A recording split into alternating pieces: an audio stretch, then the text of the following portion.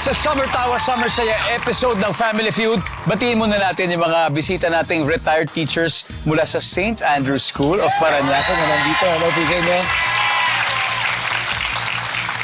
Hi. Welcome to the studio.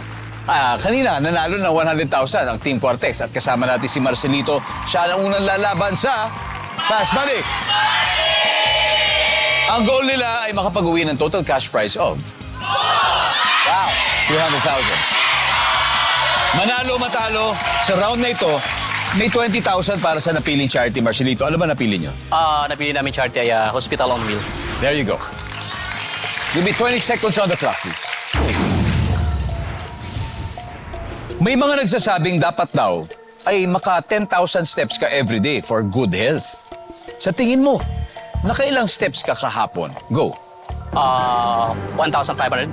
Nagpatulong ang nanay mo sa paggamit ng kanyang cellphone dahil hindi siya marunong mag-blank. Mag-text. Name something na pwedeng i-describe na frozen. Yellow. On a scale of 1 to 10, gaano kabilis mag-announce na walang pasok ang mayor nyo pag may bagyo? 8. Ang taong madaldal ay maraming blank. Sinasabi.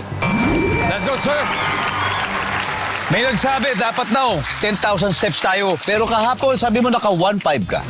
1,000. Eksakto. Ang sabi ng survey dyan ay... Yan. Nagpatulong na mo sa paggamit ng cellphone dahil hindi siya marunong mag-text. Ang sabi ng survey. Meron. Name something na pwedeng i-describe na frozen. Sabi mo, yellow. Sabi ng survey. Yan. On a scale of 1 to 10, gano'ng kabilis mag-announce sa walang pasok ang mayor nyo pag may bagyo? Sabi mo, 8. Ang sabi ng survey. Very good. Ang taong madaldal ay maraming sinasabi. Survey. Yan. Pwede na. Pwede na. Dito na. Let's welcome back, Chito. Ano, Chito? Ready na? Yes po. Okay, si Marcelito, siya ay nakakuha ng 46 points. Okay? Kaya mo, isip 154 na lang. Alright? At this point, makikita na ng viewers sa sagot ni Marcelito. Give me 25 seconds on the clock. May nagsasabing dapat daw ay maka 10,000 steps ka every day for good health. Sa tingin mo, Chito, nakailang steps ka kahapon? Go. 500. Nagpatulong ang nanay mo sa paggamit ng kanyang cellphone dahil hindi siya marunong mag-blank. Mag-text. Bukod siya mag-text, hindi siya marunong Mag-swipe. Name something na pwedeng i-describe na frozen. Longganisa. On a scale of 1 to 10, gano'ng kabilis mag-announce na walang pasok ang mayor nyo pag may bagyo? 5. Alright, Chito, tara, we need 154. So, sabi daw everyday dapat 10,000 steps para sa good health. So kahapon, nakailang steps ka? Sabi mo, 500. Parang siguro humiga ka lang the whole time halos. Nandiyan ba 500 steps?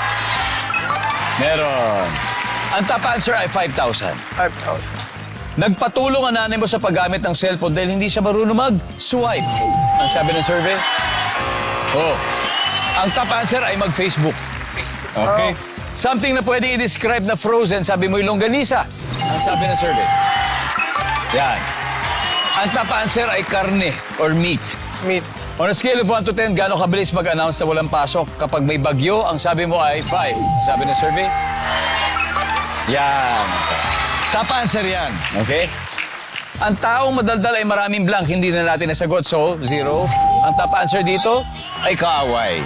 Anyway, okay lang. Panalo pa rin naman kayo, Chito, ha? Ano po? Team Vortex, congratulations. Mag-uwi pa rin kayo ng 100,000 pesos. Welcome.